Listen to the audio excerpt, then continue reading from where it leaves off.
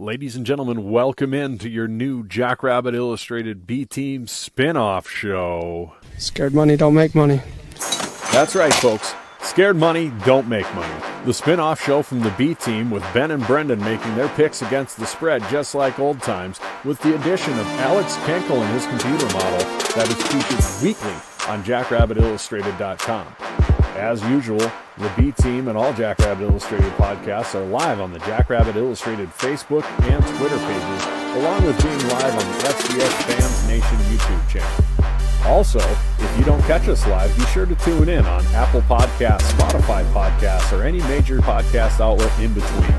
As always, the B-Team is brought to you by our title sponsor, Kubota Dealers of South Dakota. If you need a tractor, utility vehicle, construction equipment, zero-turn motors, parts, service, and more, there's always a Kubota dealer near you with 8 locations across the great state of South Dakota. Stop in today and get yourself into some orange equipment. And we would also like to thank our segment sponsor, Cubby's Sports Bar and Grill in downtown Brookings. If the Jacks are out of town, you need a place to watch them. Head on down, get some Chislick cheese curds, beer, and burgers. And now, without further ado, scared money don't make money.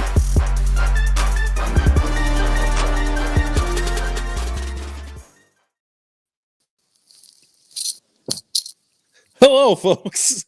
Welcome back. Welcome to the to Scared Money Don't Make Money. Not on location this time. Last show before we touched down in Texas. And Alex is no longer with us. It's very sad. The wake. You can't say it like that. So I would appreciate a moment of silence for Alex if we could. Yeah, no, hopefully his dog is okay. Yeah, and also sincerity, he had his dog sick, so yeah, that's not cool. But anyway, fun as it was, you're gonna have to keep that mic away from your beard. You might have to hold it like the millennials do. Fair enough. Who just joined as a guest? Chad did. Chad did. Okay. Chad, hello. What's up, Chad? Oh, never bye, mind. Chad. He didn't mean to be here. He's just watching the background. We showed Chad without a hat. So like, here's hatless Chad, everybody. Nobody mute. can hear him because he's muted, but there he is. It wasn't supposed to put me on. I don't know what I'm doing. It's my first day here. Surprise, Chad. Bye, Chad. So anyways, right. He just likes creeping in the background. It's all good. He's good at running the back and all that stuff. Yeah. So anyway, we wanted to hop on tonight to go over the game a little more in depth in terms of the spread, the total, kind of the X's and O's a little bit, what we think is going to happen, some predictions. If you're interested in the local information, the tailgate information, go listen to last night's podcast for that. I can say that it's going to be awesome at the local and at the tailgate. And thank you to all of our tailgate sponsors. We will put them up on the screen shortly or at some point in the podcast. But can't thank those people enough. Thank you to everybody who's contributed to it. Couldn't do it without you guys. But yeah, we got thanked. I think it's Paul Saylor on Twitter. If I'm misquoting who said thank you, I apologize. But said thank you to us on Twitter for everything we do. And in all sincerity, none of this would happen. None of us would be as cool without all of you who listen, all of you who support us, all of you who have donated, all the businesses that donated. And even if we did have all the donations, when it's all said and done, if we showed up and it was just us, that place would suck. So it's all you showing up, having a good time. That's what makes the whole thing fun and worth it. So thank you. Thank you. It's so humbling to all of us for each and every one of you who do listen to us, who show up and support and everything. So thank you so much. I'm not going to be able to read that from my phone, Ben, so you're going to have to read that off. We won't read it, but thank you to all We're of supposed the to read it. sponsors. Matt You're supposed to didn't read it. last night. That's the deal. That's Fine. the deal. I'll Listen, read it. The I'll Podfather read it. makes demands. He doesn't have to do what he says. I'm gonna read it condensed commercial style. Thank you to Cubby's Kubota Dealers of South Dakota, Boyce Law Firm, Holtzworth Farms, Blue Tide Car Wash, DeBoer Construction, the Keldon family, No, Boom just Raider stop. Farms, God, you suck. I'll read Josiah's this. Coffee Jesus House. Christ. I got it. Like it's like you don't even care. Now look I at now care. look at this camera we get of everybody. Cubbies, Kubota Dealers of South Dakota, Boyce Law Firms, Holsworth Farms, Blue Tide Car Wash, DeBoer Construction, the Kleingen family, Bloomin' Raider Farms, Josiah's Coffee, Mensch Greenhouse, Creekside Meats, Jan Busey Ford, Beal Distributing, Northwestern Mutual, SNL Painting, Bowen and Associates, Dakota Butcher, Lang Accounting Services, Accounting and CFO Services, The Dunn Family, King Ag, Hub City Farms of Vermilion, South Dakota, Mike Schaefer's College Football Prospects, and Brookings Family Dentistry. See, was that hard? Even I stumbled through it with having to look really close. It wasn't that hard. But yes, thank you to all those people for contributing to Tailgate. It's going to be awesome. Alex is here. Hey, Alex. How's it going, guys? Is your dog alive? He didn't die. I hope. I meant Alex didn't die. I don't know what happened. Is the dog okay? I think so. We'll get him checked out tomorrow. I must forgot to close the lid on trash cans, so. We had that happen with the dog, but we gave him we didn't know grapes were bad for him, so we gave him grapes all the time. Well, I was reading. It's kind of like, there's something for people. Oh, I was reading that one time. Mosquito bites. So some people aren't affected by mosquito bites. So evidently, grapes and dogs are the same way. That's why they're super get them checked out, taken in, whatever. Because if it's bad, like kidney failure, they're dead. But it's it didn't say the odds, so I'm not gonna make them up. But it's gotcha. Thank you. It depends, I guess.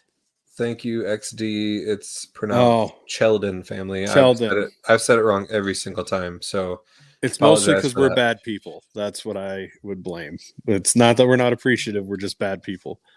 So, Cheldon, I will do my best to remember that forever. Ariel wants to make it clear that she did not give a dog grapes. That was Brendan. Never impugn her love for dogs ever, or you will suffer the consequences. All right.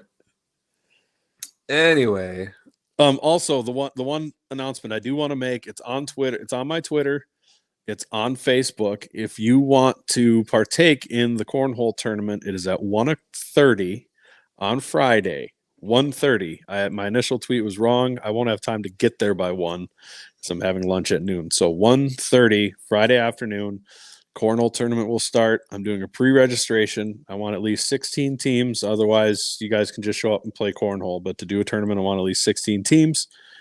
$10 buy-in. That's it. So we're going to do that. I will out who your username is. I swear to God. So anyways, we have a traveling companion with us today. Anyways, they may like to tell us we're late all the time. But that's Cornhole Tournament. If you want to be in the Cornhole Tournament, DM me or put it on there. You have to be in a team. It's not a singles tournament. It's a team. It's $10 a team, not $10 a person. No, I won't have change.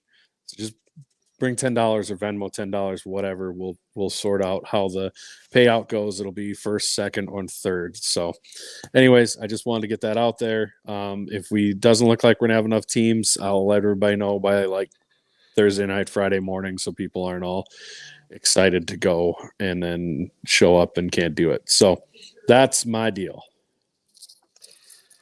So if you want to show up and play for second or third place, first place is already locked up. My cousin and I will be there playing. So Brendan, are you going to play? Or are you just going to manage? Yeah, it'll be me and Ariel, I'm sure. She's nice. She's very excited about cornhole, so I think it'll be myself and her on a team. I will be calling it bags the whole time. I will not say the C word. If I beat you, you have to call it cornhole. If I win the whole tournament, I don't have to wear the No. costume. No, not how that goes. If you win the whole tournament, you win the money for first prize. That's how that goes. That is your prize. It's literally the prize. Anyway, if you want to come play bags with us, come to the local on Friday at 1 to get registered for the tournament at 1:30. Yes, agreed, Dallas. It's called bags, brah. You want to know why it's called cornhole? Because I don't know why. Because real cornhole bags have corn in the bag, and you are throwing corn through a hole. Hence, cornhole. No. You're welcome. Get educated. God. It just sounds like something Beavis and Butthead would say. Anyway, we're here to talk about the game coming up, the championship. Allegedly. I need to look at the spread, the updated spread, because I've heard 12.5. Has it not moved since it came out? Last I heard, it's still at 12.5. To like 11. I thought I saw 11.5. Oh, that would be news. I listened to Sam Herder's pod on the way down to Omaha here, and I believe he said on there it is still at 12.5 on BetMGM. We're good at this. We're so prepared. Consensus is 12.5. So we're going to say 12.5. Sweet. The total is 49.5. And so that goes along with the similar score to what a lot of people have been kind of picking for this game. Alex, what does the model say for this game? Model says 13, Jacks by 13, 83.4% chance to win. So the computer is going to take the good guys.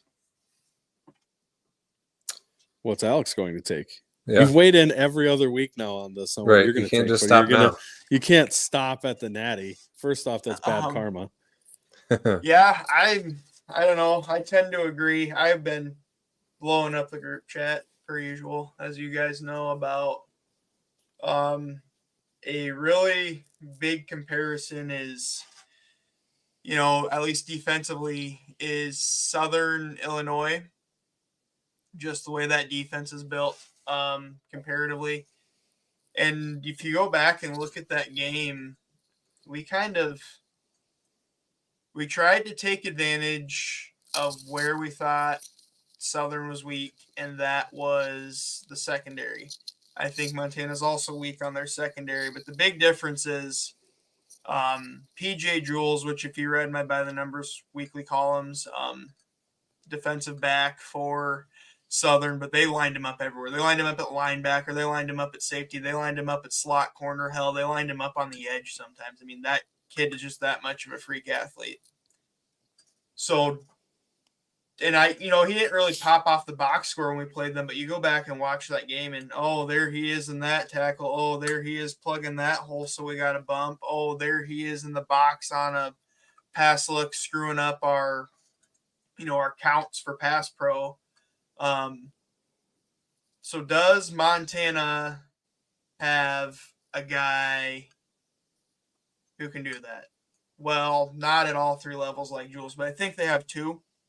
I think Alex Gubner can wreck on the game on the line. And then Hill, the linebacker, I want to say KJ Hill, but I could be wrong on his first name. I apologize if I am.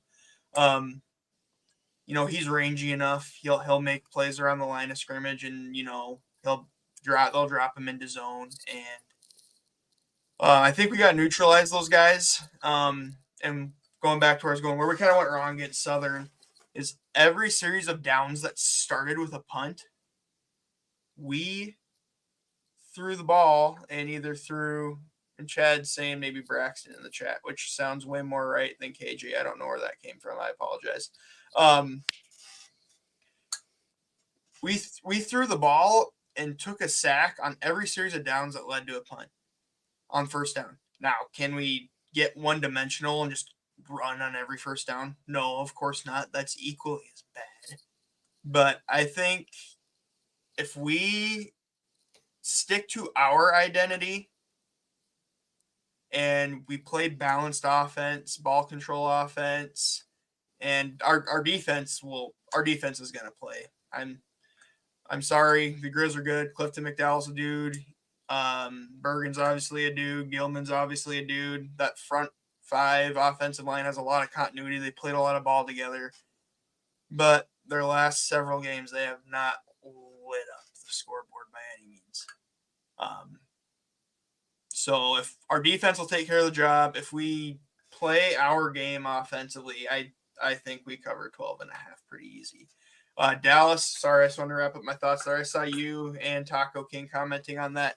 So the model is something I built based upon, for those that are maybe Montana fans or national fans coming into the game who haven't been following along with us all year. It's built, kind of combines Sagarin, Massey, Wolf, and then works through some win probability functions to kind of spit out both a unique win probability and a spread that's kind of an aggregate of those existing models.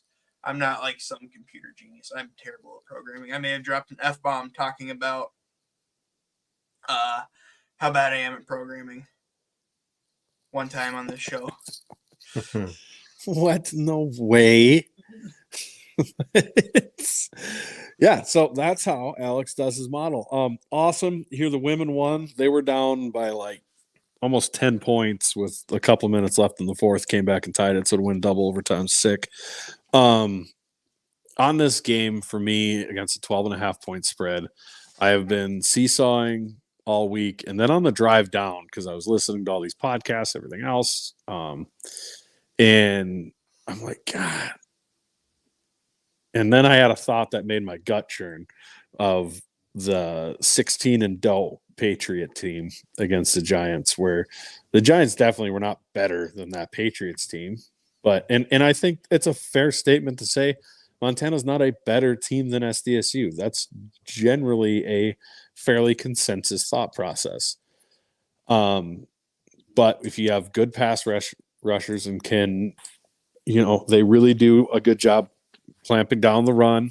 That defense that type of defense for Southern Illinois did give us some problems in the past. I could see this staying fairly close. And I said it on, I think I said it on FCS Nation Radio with Stone Labanowitz. If I was betting, I don't think I would bet this spread.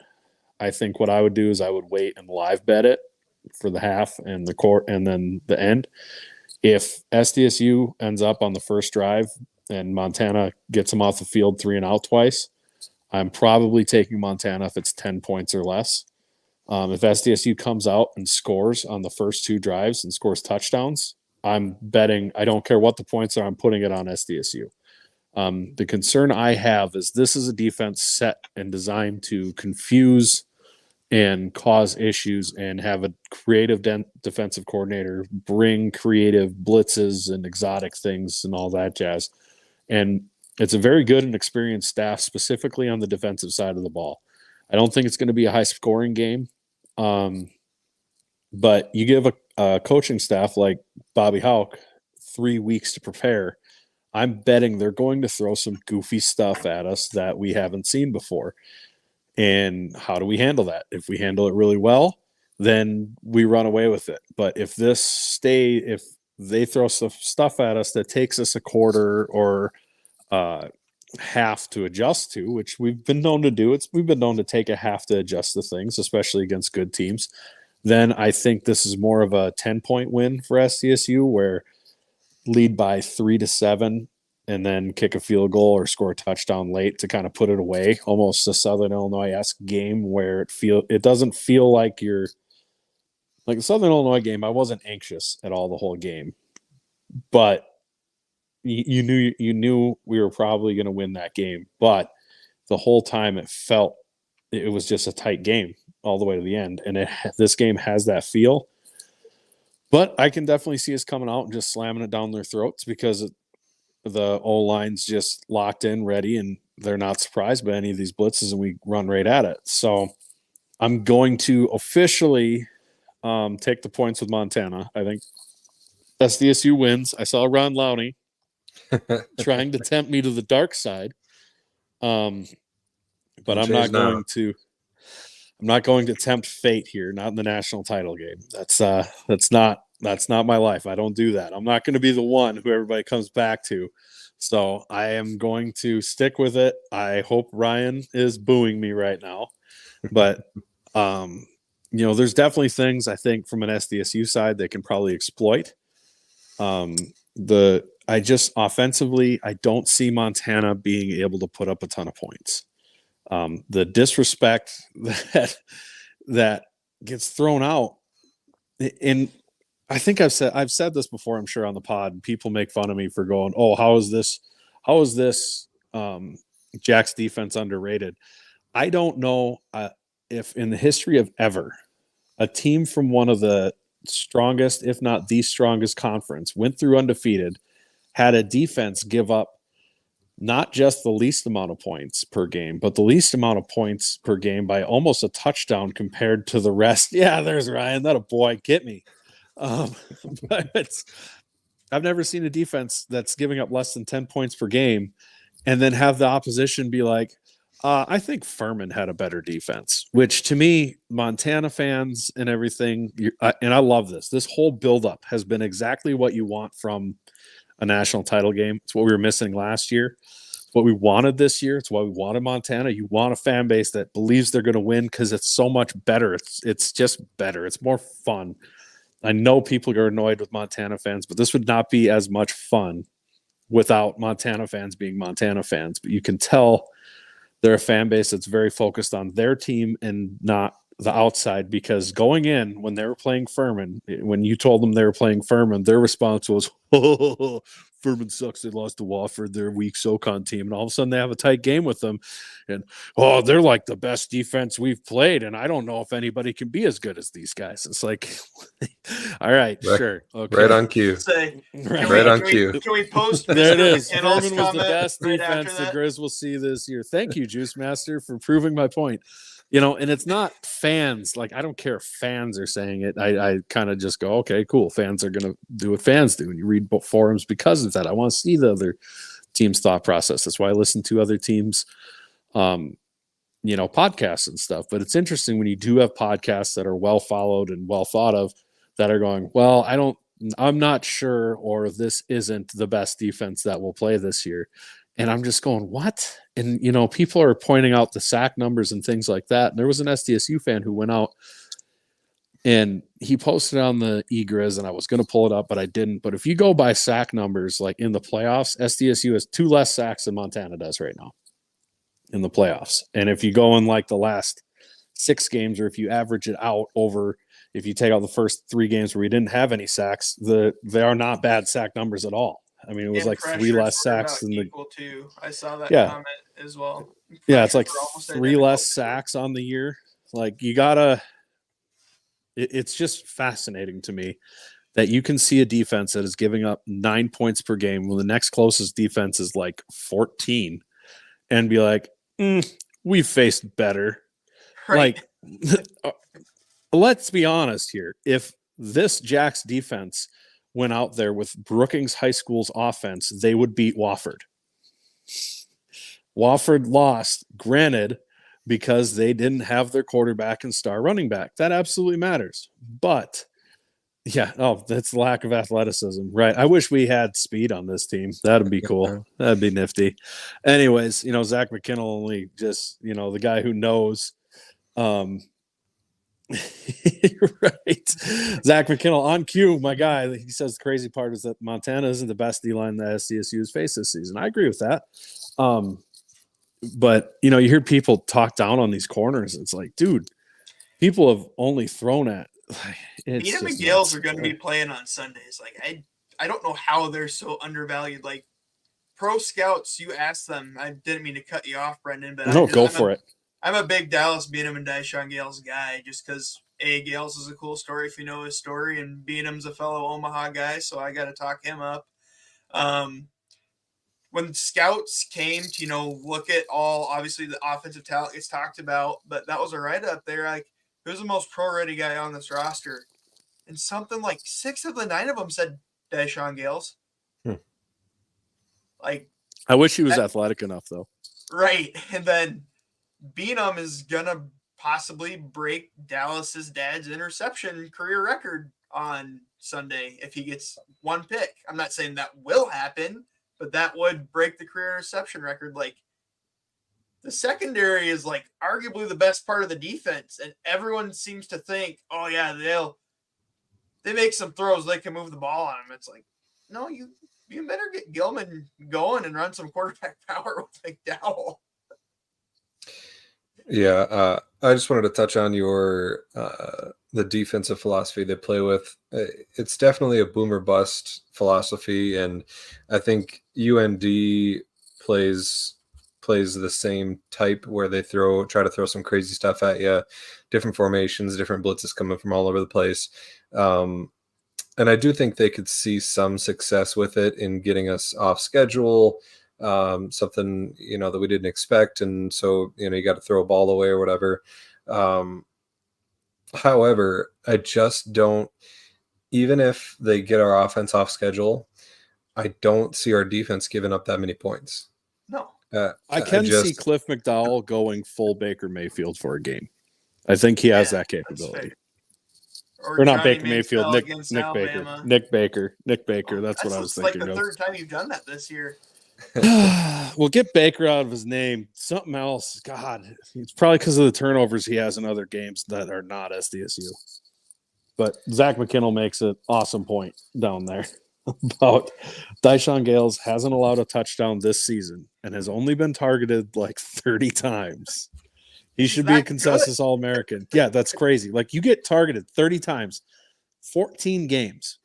14 They're only games. throwing at him twice a game.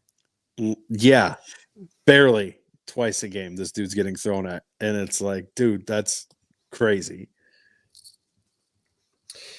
Yeah. I do think somebody mentioned Bergen.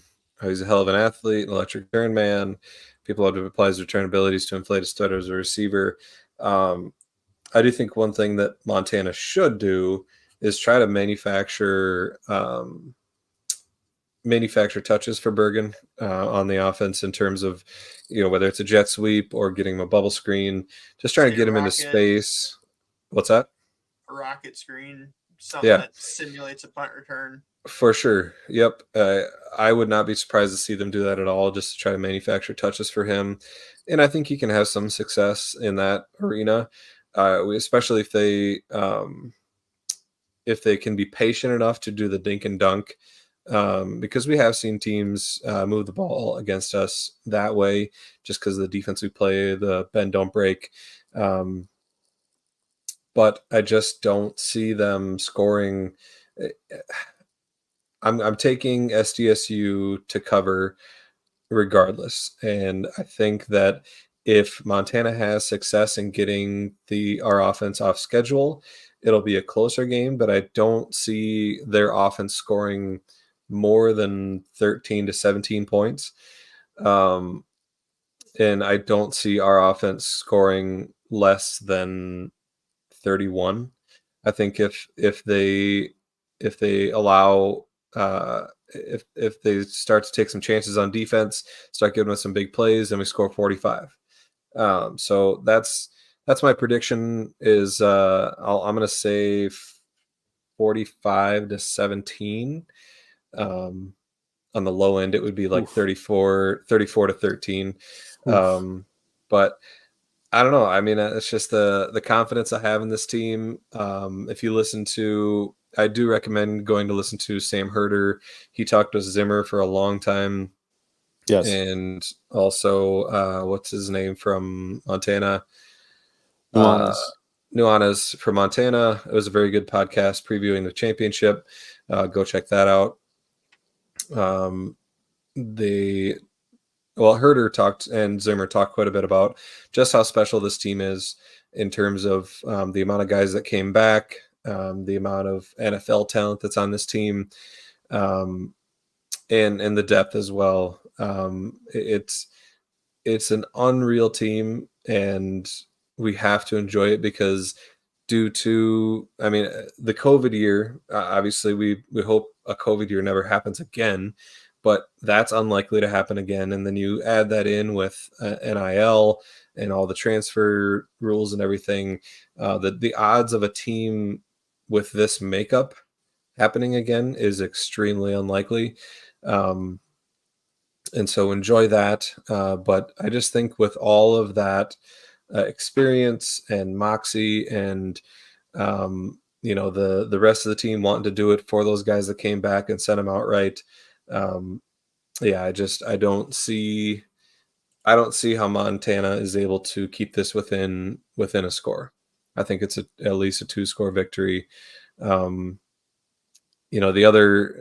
thing that I think that they need to do is really get McDowell on the run. I think that's the best chance they have is to get him picking up some chunk yardage when they can. But it'll be interesting. I think one of the things Herder talked about that I hadn't thought about was how well McDowell looked during the season compared to how he's looked in the playoffs. Nuanez had an interesting point on that. Did you catch when he was talking about that? I didn't get all the way through it. So Nuanez, because he asked him, what's been the difference with Clipon McDowell between now and then, and he said before during the season it seemed like teams were just bringing pressure at him, putting single up on the receivers outside, and then he'd burn them deep, and that's what happened against Idaho. It's what happened against Sac State, things like that. And now teams have decided to drop back and make him read coverages, and he is having a more difficult time with that. It's almost like we have a really athletic linebacker core that can cover and play sideline to sideline if he takes off. Which type of defense do we play again? Right. The second option is probably what we're going to do. And, if it's decisive McDowell, I can see them, putting up 14 to 21 points. If he's indecisive like he was against NDSU and Furman, then they're in some deep trouble. I mean, Quentin Hicks will have a day with that. Yeah, I am going to, because of that reason that you're talking about and the way that we play defense and how much he's been struggling with it, I'm going to say that we get 2 interceptions at least. I wouldn't go that far. So that was actually something interesting I read on Eager is I know Brendan and I have both spent way too much time there this week probably, but it actually until today, it got kind of stupid in there. The takes had actually been metered and somewhat reasonable up until the last 2 days, just ramping up. But anyhow, McDowell throws a lot of stuff in the dirt, but part of that is his risk aversion. He's not going to throw a 50-50 ball if he's not. He hasn't thrown many interceptions. No, he's only thrown 3 since he took over in week 4. And so if he's not confident, he's either just going to throw it in the dirt at the feet of the receiver away. So I see him. I think we'll be ahead. I think he'll have to press. Sure. And I can see him getting a little more loose with the ball in championship game. Why are you going to be throwing the ball in the dirt? I don't know. We'll see. It'll be a lot better for him if they can keep it close and he can make those types of decisions. But I think that he'll have to press. We'll make him uncomfortable and force him into mistakes. But we'll see. Well, I mean, shoot, people said that even about Aaron Rodgers, where he was so risk averse, different situation, but he's extremely risk averse to protect his TD to interception ratio that he wouldn't press even when the game was on the line because he didn't want to risk interception. And I'm not saying that that's what McDowell – I'm not saying obviously McDowell's Aaron Rodgers, but I think there is a mentality of wanting to take care of the football to the point that it is hurtful. And if he's too hung up on that, then I think that's hard to just flip that switch where, we need to press, so I'm going to just throw it up in the air. You're just naturally going to stop yourself if that's where your mental is. For sure. I was just reading some of the comments here. I'm not sure what this one means. If McDowell runs the clock, we'll run with him. That means that they'll be able to run out the clock as they hang on the ball if he keeps running. Ah, gotcha. Which really is their pathway to success. I think I've said this 100 times on 7 different shows that their path to success is to do what Montana State, Southern Illinois did: long, sustained drives, eat the clock, make the SDSU offense get cold on the sidelines. Well, and I'm if you unfortunately follow me on the former Bird app, I'm really big, as evidenced by building computer. I'm big into high level analytics for like the NFL and stuff. And so there's the debate: is time of possession actually a thing in the NFL? But with our offensive line, like that's the one thing. Like, no, if that defense is on the field, an FCS front 7 against a put it not to overhype our guys too much, but an NFL sized offensive line, like they will get tired. They have to sustain drives. They can't be going 3 and out. They can't be taking 2-minute drives. They've got to protect their defense a little bit on offense.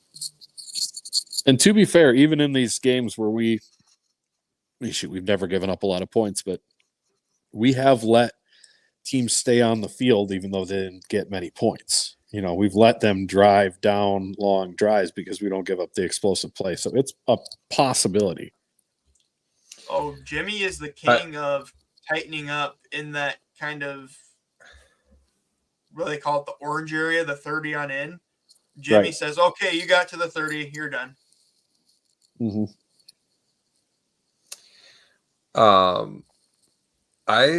I honestly hope Juice Master comes to our tailgate and has a beer with us because his takes are hilarious. But he might be like 13 years old, so I'm not totally sure. It's a troll. Like, we keep feeding this troll, and I don't understand why we keep putting him on screen. To be honest, it's fun. It's not even other. It's just brain dead. His takes aren't even that good, but anyway, like there's funny trolling. Rev's a master at it, but he's just. Jim says the basketball team's down 2 with a minute to go. They're playing Weber State. Looks like it's tied now with 8 seconds to go. Nice.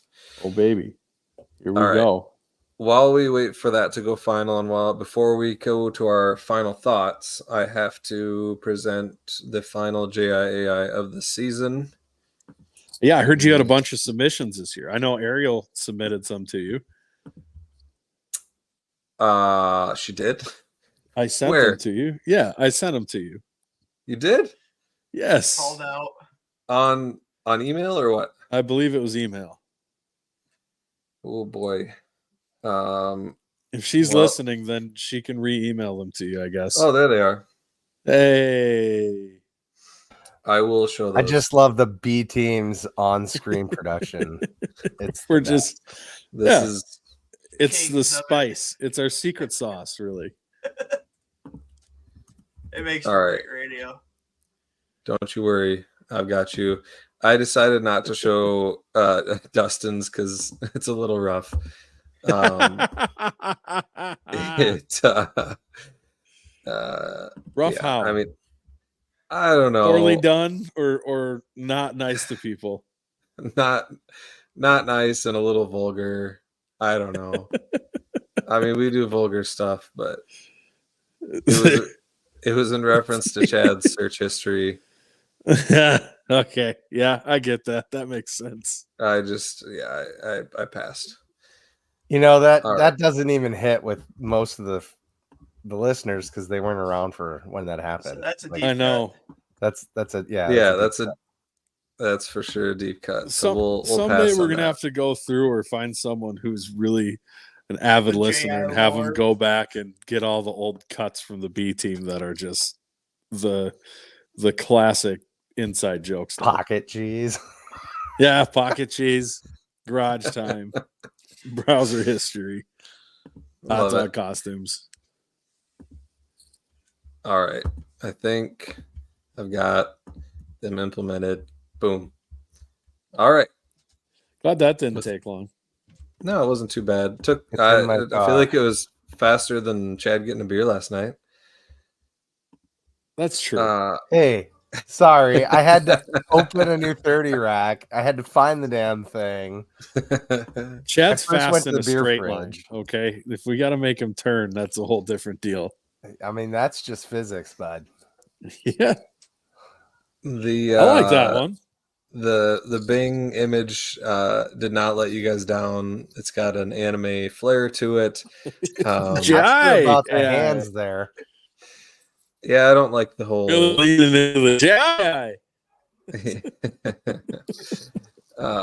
I kept this one from last week because I like it, and we're playing the fiddle down in Frisco.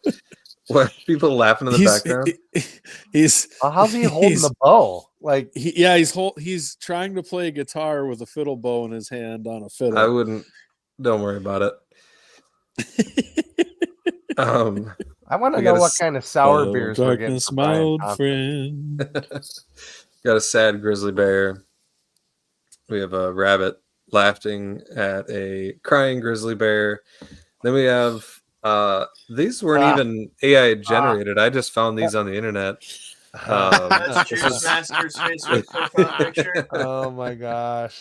This this was just what Montana Grizzly fans look like, I guess. I think that D-Mez or Ron Lowney were making those on AI and put them up there. Right. I don't know.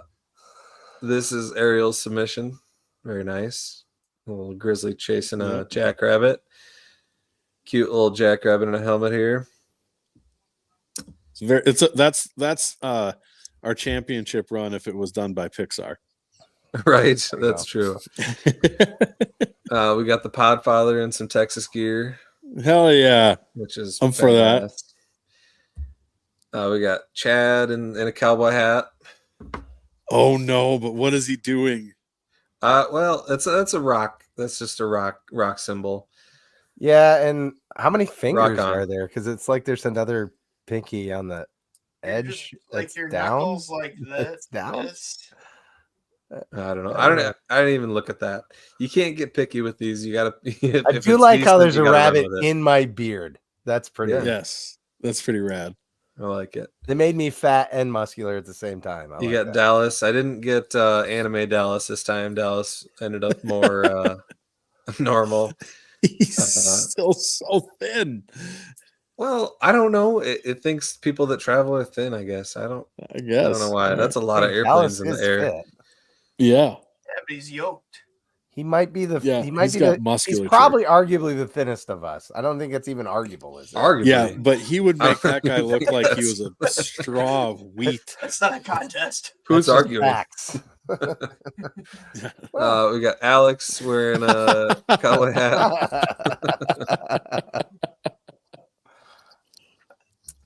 Yeah, he did look like Jim Dickens. I like it. We've got Brendan in his cowboy hat. Oh, hey, look at me. The jock rabbits. That'd be like a good intramural team. Jock right. rabbits. Yeah, I do like that. It is. And then last but not least, AI just nailed me again. I don't. It just keeps. Jesus Christ. Keeps on. I don't know. This isn't a dating app. Dude, is he singing Nationwide is on your side here? That looks like Brad Paisley. Oh my God. So, yeah. Jesus Christ. Shout out to AI. If somebody accidentally comes across those on a Tinder profile, just know that's Oh them. my God, I should make a profile with those. Oh my God. I bet you'd get some interesting matches. They'll be so disappointed when they meet me in person. That was photoshopped. Close. No, don't think I could use Photoshop to make me look like that. Oh, Brad saying you look like one of the village people. I wasn't gonna go there, but I had something along those lines. I could see that. Yeah, I could see that. It's not. I don't look like the village people. That AI does. But anyway. But you said that looked like you. Not really. No. Catch 22. This is true. Which one is it, Ben? Are you a village person or not? I'm not. Anyway, do we have anything else to talk about with this game? Not with the game. No. if you're in Sioux Falls or around tomorrow night, top 15 showdown at the Pentagon, Jacks versus Michigan. I unfortunately was going to try to make it, but I'm not going to make it now. Chad, I assume you're going to try to go, or are you leaving for Frisco already? I was going to make it, and I will be out of town on my way to Frisco. So I'm still on full football mode. We can go full wrestling about next Monday. It's a tough time to schedule that. Yeah. Yeah, not ideal, but yeah, hopefully we can pull one off against Michigan there. But we'll have to flip a couple weights, but our guys can definitely do it. I think Clay Carlson's going to be back from his injury, which will be huge. So, yeah, if you're in Sioux Falls or can get down or up there, please do. It's going to be a good time. Like I said, I'm pretty bummed I'm going to miss it. It's also available on everyone's favorite streaming app, Flow Sports. Nice. I wasn't going to put it out there, but I will be watching it at home on Flow. You know what I'm not going to do? Watch it on Flow. I know. If you're a racing fan, you end up with Flow anyway. So that's why Chad and I, as both racing and wrestling fans, kind of bite that bullet. Yeah, Flow's pretty much taken over wrestling completely. That's unfortunate. Some of our conference stuff will be ESPN Plus, but we're far into the garage now. Yep, we are. Yeah. Anyway, cars parked. Rev does make a valid point that a JIAI of you and at least holding a hot dog was sorely missed. It's just not necessary, and it's the perks of being the one that comes up with the AI. I'm gonna make some now, and they're going on Twitter. What sour beer are you getting, Brian Thompson? I'm not getting him. What? I get beer. Yeah, it's not me about him. That was part of his beard payoff. His beard bet payoff. Yeah. So you getting this from up in FGO? I don't know. I have no idea. I haven't even brought it up to him. I have no idea what I'm getting. Anyway, we'll see everybody down in Frisco at the local, likely. If not at the tailgate, it's going to be a great time. Come hang out, play some bags at 1:30 at the local on Friday. Do the first thing. Hell yeah. So be sure to reply to the posts so I know who's coming. And if you comment that you're going, I'm assuming you are one team unless you tag the person who's you're a teammate with. Does that make sense for everybody? Yeah, I think that made it more confusing. Tag your partner. That made it more confusing. Tag your partner. Tag your partner, or don't have your partner comment at all, because each person that comments, I'm counting as a team. Right. Yeah. There you go. That's more clear. That makes sense. If you both have two comments, you're getting two teams, which will screw everything up. I feel Figure your life out. We'll be able to find people. We'll be able to fill it, because it's not going to. A 16-team bag tournament doesn't take long at all if it's single elimination. Right. Well, that's how that's gonna. I want to know how many teams we're gonna have so I can decide the format, if it's best out of 3 or if it's single elimination. Yeah. And what sort of bracket I need to put together. Anyway, come hang out. It's gonna be a good time. As Jim says, as we always say, go big, go blue, go Jacks. Go Jacks.